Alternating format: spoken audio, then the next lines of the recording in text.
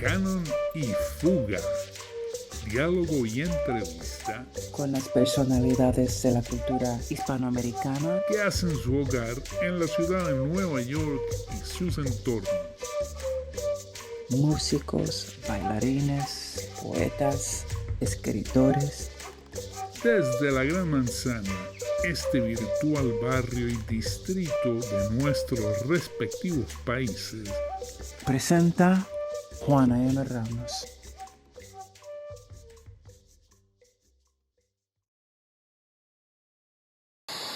Hola amigos y amigas, bienvenidos y bienvenidas a este segundo episodio de Canon y Fuga. En esta ocasión tenemos el enorme gusto de presentar a Catalina Santamaría. Catalina es una talentosa cineasta colombiana quien desde los años 90 ha sido parte de la vibrante comunidad de exiliados en Nueva York, donde ha trazado una huella significativa en la escena artística. Su trabajo, Squatters Ocupas, es un puntual documental que explora la vida de los squatters en el Lower East Side y se centra en una vivienda emblemática de Umbrella House. Catalina capturó la esencia de este fenómeno social, reconociendo su importancia histórica y cultural. A lo largo de los años ha documentado la transformación de este espacio que se convirtió en un refugio de creatividad y resistencia.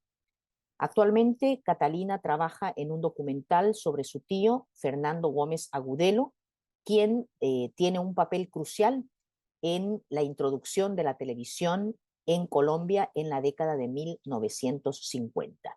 Su vida y sus historias son un reflejo de la rica y compleja historia de Colombia.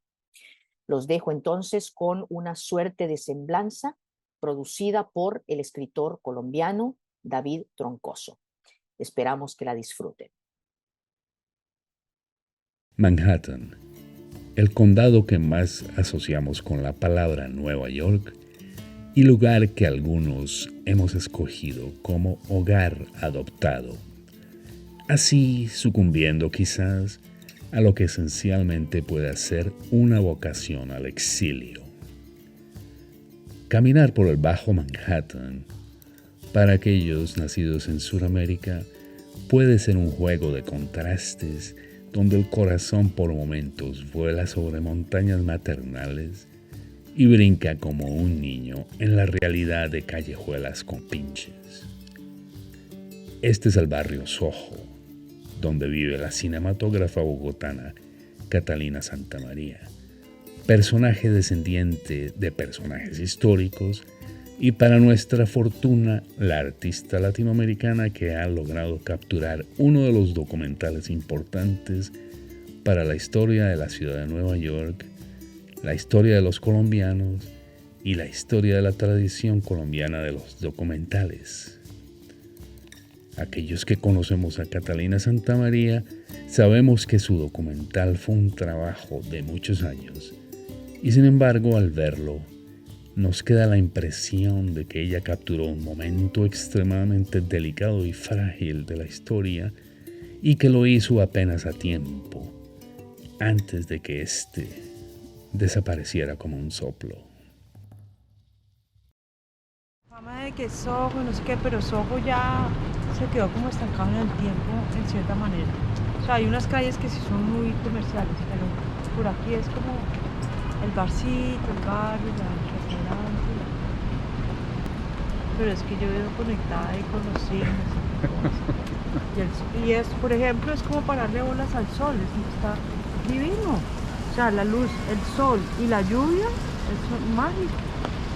Entonces, y a eso sí le paro bolas también. Nueva York es tu ciudad entonces. Nueva York es mi ciudad. ¿Siempre lo supiste?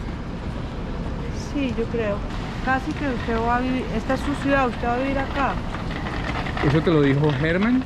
No, eso me lo dijo un chofer que me recogió en el aeropuerto. La única vez que me han recogido en el aeropuerto que he llegado a Nueva York, la primera vez. Pero, me lo mandaron de Bogotá. ¿Y Herman te recibió acá entonces?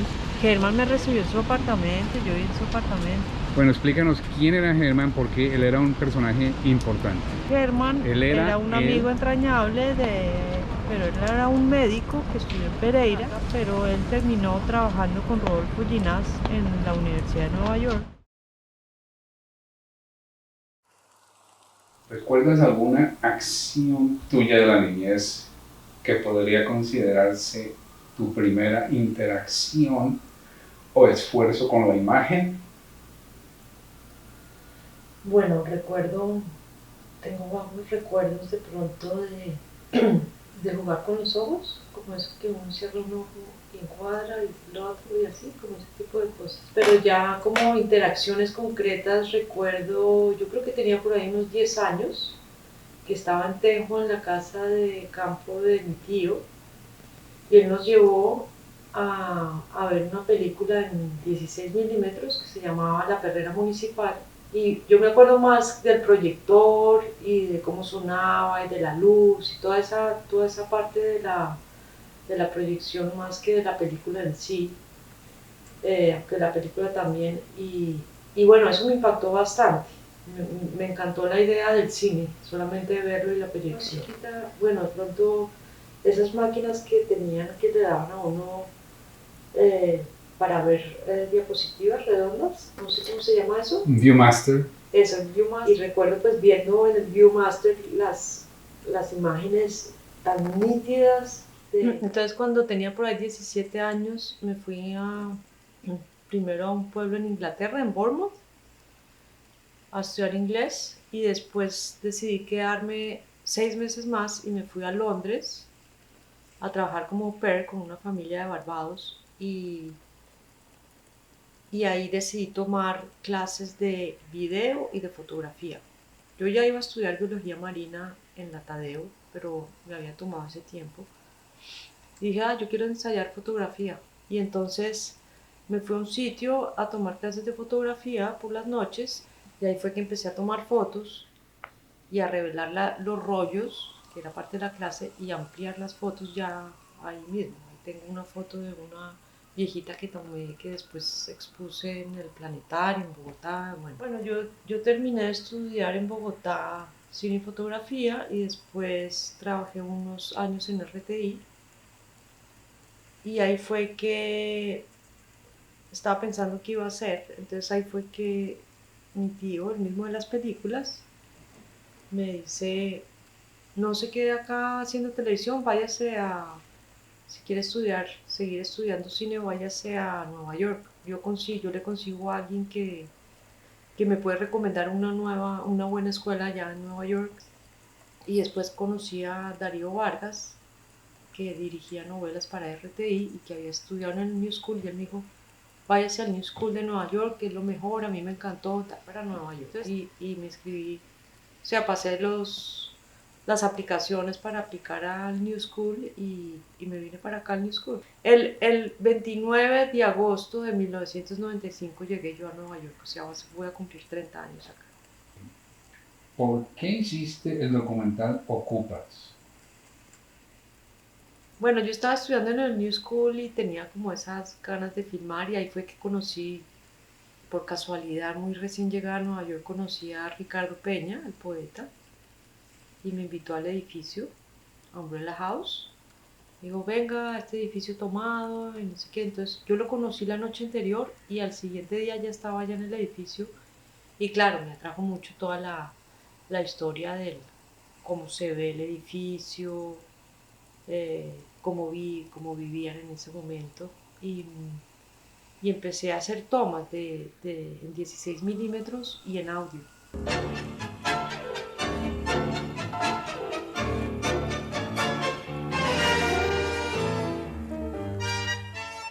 Yo llegué a Umbrella House en octubre de 1993, luego de sufrir duras penas de amor en Jackson Heights, Queens. Llegué por intermedio de Mario Bustamante, y por intermedio de él conocí a Gabriel Pintado, fotógrafo uruguayo, el que inicialmente me dio hospedaje en un cuartito pequeño azul con un tango que tenía.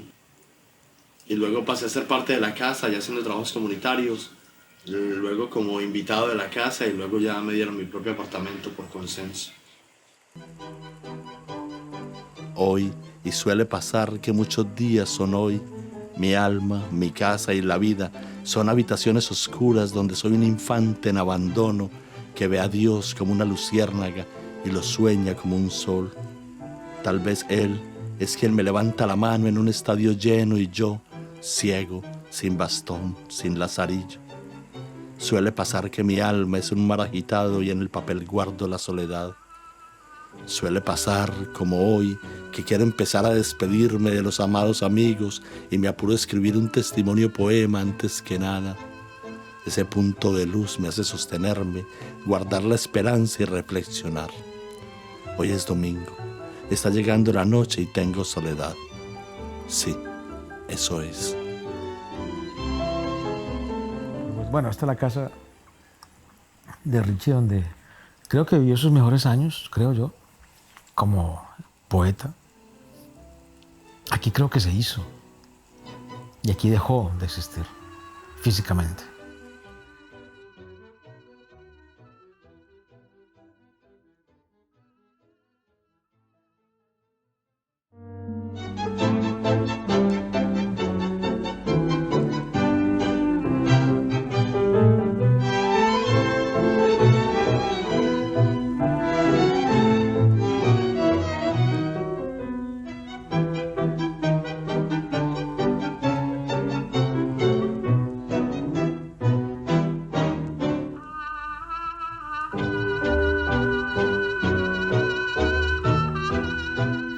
Tango es mi perro, es mi compañero. Venga para acá, compañero, Tango, a la silla. Él es mi mejor amigo. Yo no sé si soy su mejor amigo, porque la historia dice que era una vez un poeta que tenía un perro, pero no es así. Era un perro que tenía un poeta. Tango, entonces, ¿qué vamos a hacer a veces cuando la soledad nos golpea? ¿Qué vamos a hacer con el frío? ¿Qué vamos a hacer con tanta locura que nos habita? Cuando conteste, Tango. Tú ya habías tenido ya habías sido expuesta al fenómeno de los ocupas, de los squatters, ¿no? Exacto. En Inglaterra, Sí. que es legal. No sé ahora cómo esté, pero en ese momento sí. Sí. Fue una experiencia increíble porque cuando yo fui a tomar esas clases de foto, es más, yo tengo fotos de esos squatters allá en Londres y era un hospital que habían abandonado y se lo habían tomado. Entonces uno entraba al hospital, uno entraba ahí y tú veías las colchonetas y me acuerdo es el estudio de un pintor, él pintando y tal, y yo dije, ¡wow, qué maravilla! Y pues claro, no pagaban nada, estaban viviendo relativamente tranquilos y bien y haciendo su arte. Claro. Entonces, pues claro, cuando yo me encuentro aquí en la calle Ricardo, en el East Village muy recién llegada y me habla de los ocupas, pues conecto un poco las cosas y me llama mucho la atención. Siempre me ha llamado mucho la atención los lugares abandonados. Estéticamente me atrae. Entonces,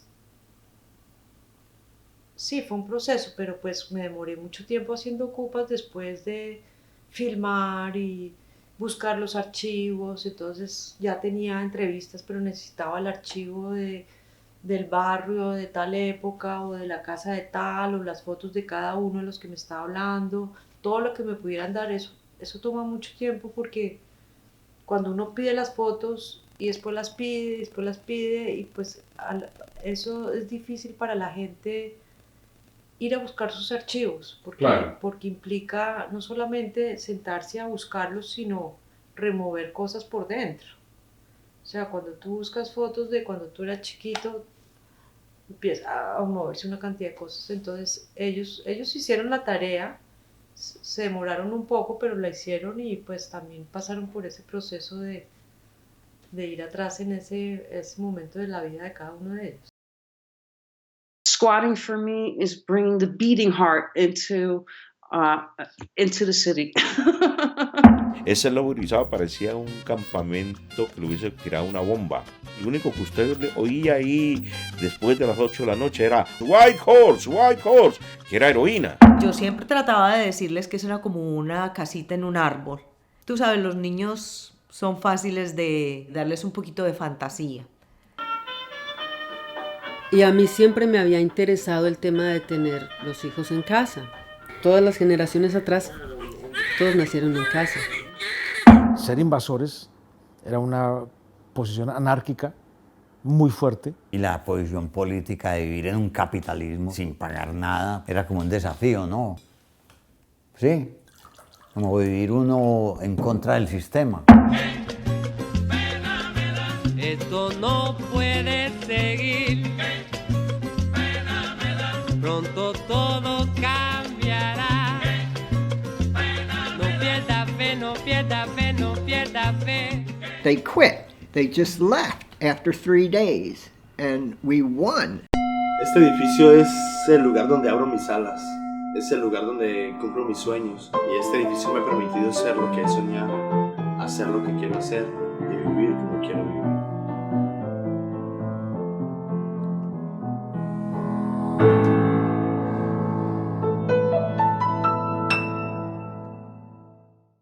En el 2011 fue que murió Ricardo, apenas murió, él dije, tarde se murió, pero voy a hacer un documental corto sobre la historia de mis amigos ocupas, artistas colombianos. Entonces hice Umbrella House, que es el corto.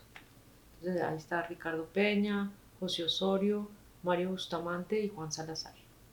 Eso dura 10 minutos. Entonces así empezó, pero realmente empezó como un cortometraje hecho sobre mis amigos, sobre una amistad, ¿sí? Y eso ya evolucionó en otra cosa después. Claro, me concentré también en la toma de los edificios, y también todos son artistas, poetas, escultores, escritores. Entonces eso era también como el tema que se iba juntando ahí con todo esto. Pero mi idea inicial era hacer un cortometraje sobre estos amigos fuera de lo común, con estas vidas tan raras, y bueno, viviendo en este lugar tan increíble, ¿no? Claro.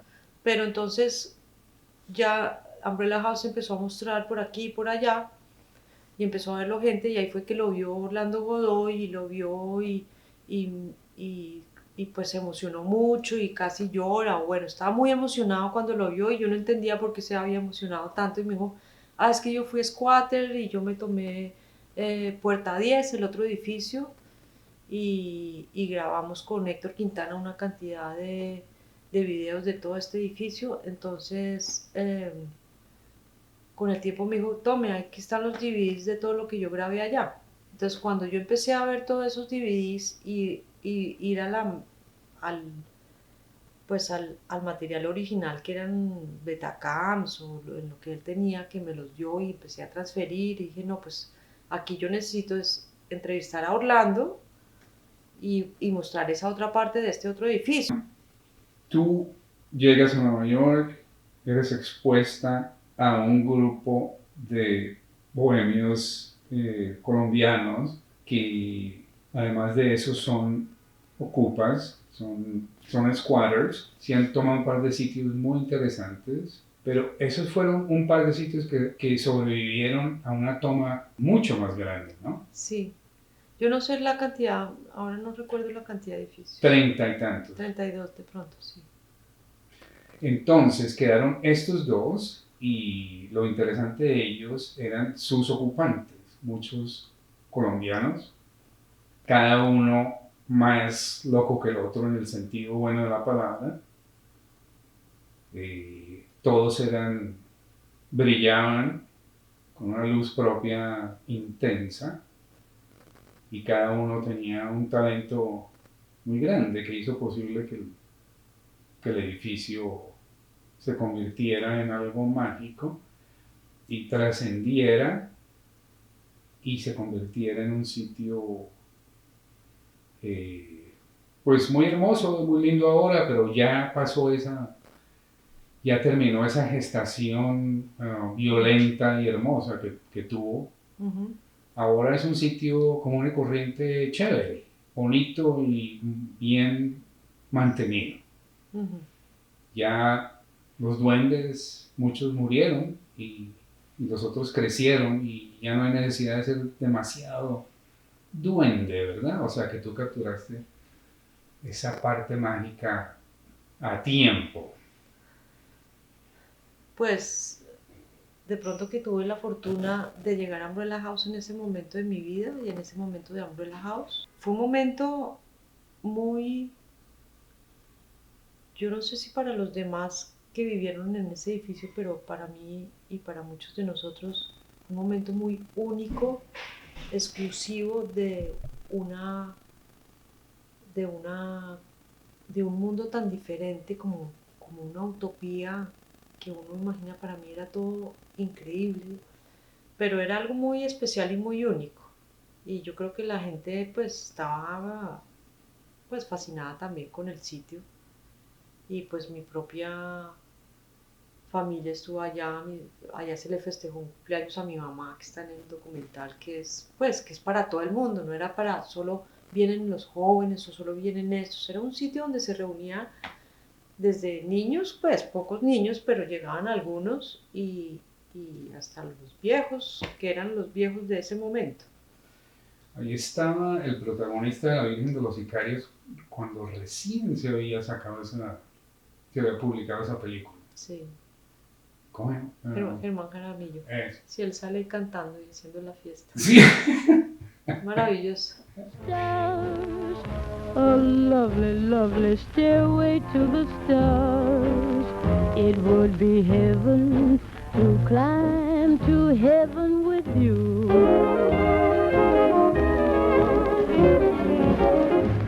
Una toma aérea del Umbrella House en el barrio del Bajo Manhattan conocido como el Lower East Side. La clase de nombre o título que solo funciona en inglés, pues en español sería algo así como el sector más bajo del oriente de Manhattan. Es así que las placas de la calle donde reina el Umbrella House leen Loisaida, una caribeñización del vocablo inglés, Lower East Side. Un sector donde parece que siempre han convivido las minorías étnicas puertorriqueñas y judías. Un sector que se niega a perder el verdín de la nostalgia a pesar de la gentrificación que amenaza esos rincones.